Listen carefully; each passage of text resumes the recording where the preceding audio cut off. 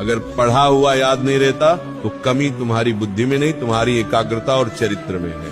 आज की वाणी से वह अग्नि निकलेगी जो तुम्हारे दिमाग के जालों को जलाकर राख कर देगी। अगर अपनी बुद्धि को लोहे से फौलाद बनाना है तो इस चर्चा को अंत तक पीना होगा। तुम रोते हो कि तुम भूल जाते हो, तुम परेशान हो कि परीक्षा सिर पर है और दिमाग खाली है। ये हार मान लेने का समय नहीं है। विद्या तो माँ सरस्वती का प्रसाद है और प्रसाद लेने के लिए हाथ नहीं, हृदय साफ होना चाहिए।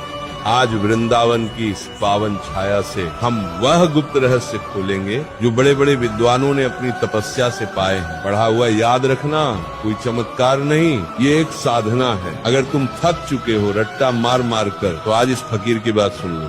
तुम्हारी बुद्धि का द्वार खुल जाएगा और ज्ञान तुम्हारे भीतर ठहरने लगेगा। तू कहता है कि याद नहीं रहता, मैं कहता हूँ तुझे सब याद रहता है। तुझे वो पिक्चर की कहानी याद है जो तूने 3 साल पहले देखी थी। तुझे वह गाली याद है जो किसी ने बचपन में दी थी। तुझे वह अपमान याद है जो किसी ने भीड़ में किया था।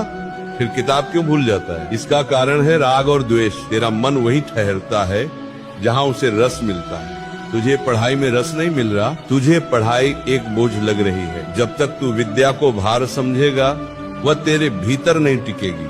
पहली शर्त सुन ले, बुद्धि को साफ कर। जैसे गंदे शीशे में सूरज की रोशनी नहीं दिखती, वैसे ही गंदे मन में सरस्वती का प्रकाश नहीं ठहरता।